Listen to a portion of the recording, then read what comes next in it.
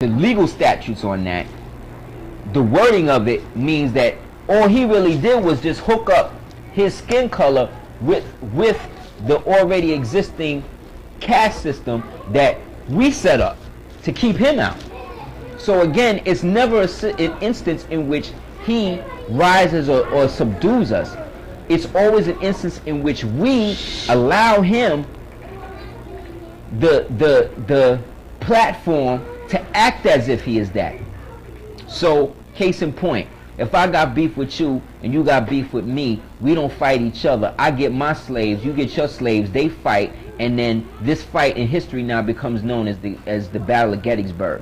See what I'm saying? Those Union officials, those Union Caucasian dudes were slaves, the same way the Southern white dudes were slaves. It's just that they had uniforms and stuff, and they had a president of the Confederacy, and because this dude says that this is what happened, this is what happened. It's not real. It's always about what it is we choose to invest our energy into, and we as original people have to stop investing energy in false histories, false dialectics, false perceptions of ourselves that don't exist. You know what I'm saying? I've built with people from the Smithsonian Institute, from them, and asked them why they found all of those Egyptian artifacts or ancient Caucasian or Moorish artifacts in the Grand Canyon, and why they dumped them into the Atlantic Ocean. Why did they do that? And once you said that, they realized that you had knowledge about that taking place, and then in a sense they had to reveal what went down. But if he didn't know that, they wouldn't have exposed any of that to you. They wouldn't have said, wow, okay, you know about X, Y, and Z, well, where'd you get this information from? Rather than figuring out where it was, gotten from. It's just like, okay, this person's checking me in my game this far. So really, they'll reveal as long as you know what to ask and how to get it from them. That's right. But they won't reveal anything if you don't know that it's you and your people, in a sense, that have created, discovered, and ran everything. Just looking through this book, so many of the archaeologists are Caucasian men that have the time and the money and the fortitude to go into, certain parts of the world and dig. Then, I mean, if you're digging, you can pretty much stake claim on whatever it is you find. And say, okay, this rock, I'm going to call this rock the third rock from the sun. And this third rock from the sun, and then if you get a group of people that say, that's the third rock from the sun, that becomes the third rock of the sun, and then it's whoever that knew the real history of the third rock from the sun to say, no, you called it the third rock from the sun because I gave you permission to call it that because my people, then it's like, oh, damn. It's like calling a card shark out on his game, and then it's like, also, don't blow me up totally to people that don't know how I'm running. Also, you know what it is too, man? Where we went wrong as people, we started creating too many races to serve us, man. That's what happened too. We got too involved in creating races to serve us based on the climate and the environment that we lived in at the time. You know what I mean? Like even when you look at this, like as we look at the Sphinx, we know it's an original man. But before it was an original man, right? This whole head, this was carved later. Originally, it was a lion's head.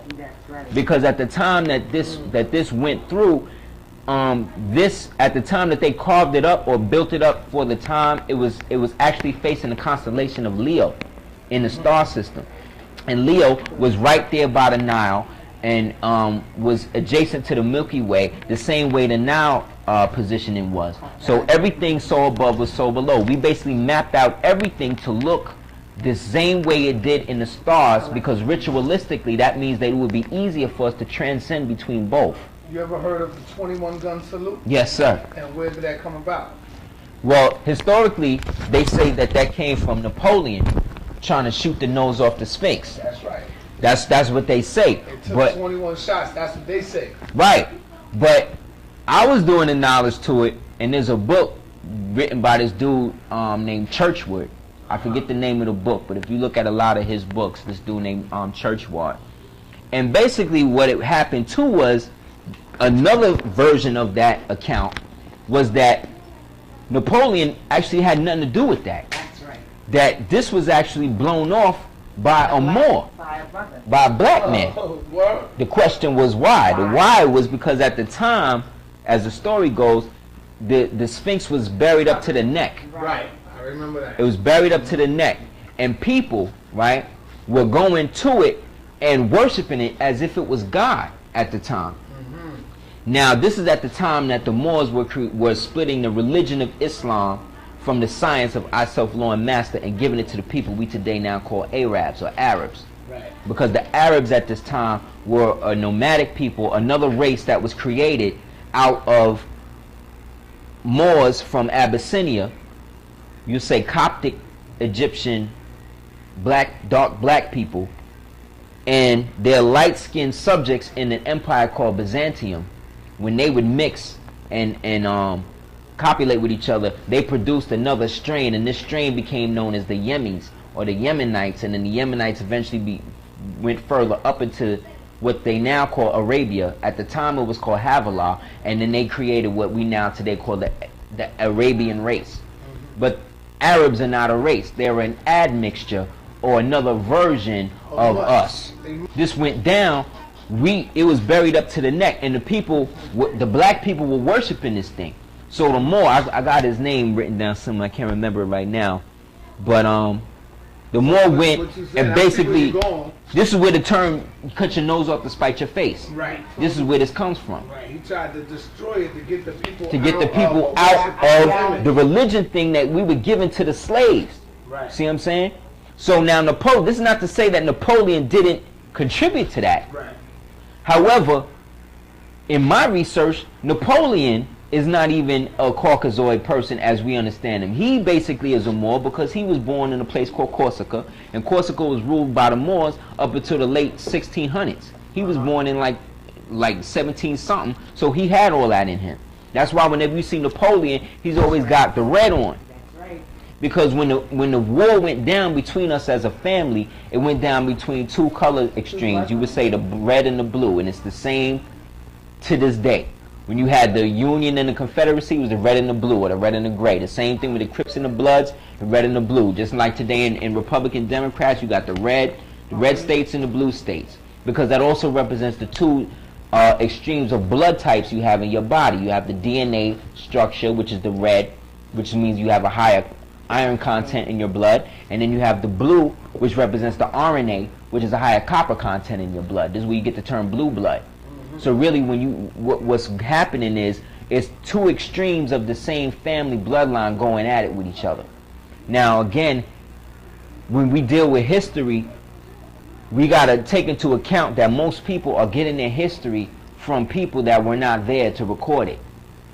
So it's always going to be up for conjecture. It's always going to be up for debate. There's always going to be somebody saying that the Kemites was not black. There's always going to be people saying the Moors wasn't black. There's always going to be people saying that black people have no history other than slavery. But that has to exist in order to create the negativity for us to rise above to become perfect. Because this is what I'm talking about.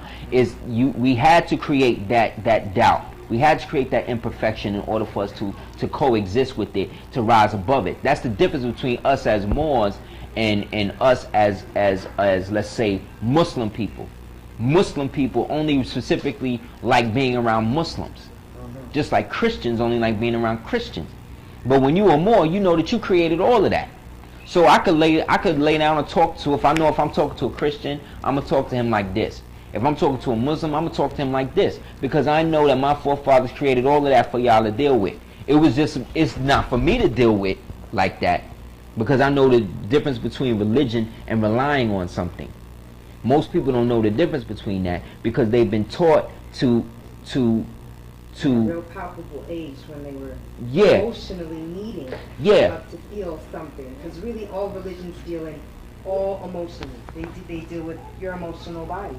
Yeah. It's an empathic way of addressing where you are in the cosmogony of things. So because man is the food for the divinity he worships. Whatever you worship, that thing that you're worshiping is feeding on you. No matter how sublime, no matter how great your intent is, you are what you create in your life. You know, there's a lot of us that have problems with bringing money and things like that into our existence. You know, something that we're all struggling with, because the people who are running the government in the country, in the world right now, are the ones who inherited our empire when it fell. So of course they're going to have the money now. You know what I'm saying? Then when we started building the money back up by about the time of Black Wall Street, you see what happened with that.